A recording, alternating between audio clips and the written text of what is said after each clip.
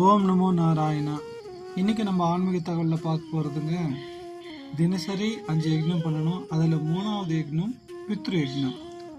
இந்த சரீரம் தேவாலயம், அதாவது கோயில் இதுக்கு மூல ஆதாரம். இந்த கோயிலை உருவாக்குறது யாரு, இந்த சரீரத்தை கொடுத்தது யாருன்னா நமக்கு சாட்சாத் தாய் தந்தை.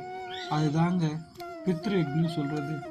அவங்க இருக்க இடம், உடுக்க உடை, உண்ண உணவு அவங்களுக்கு நம்ம ப்ரொவைட் பண்ணணும்.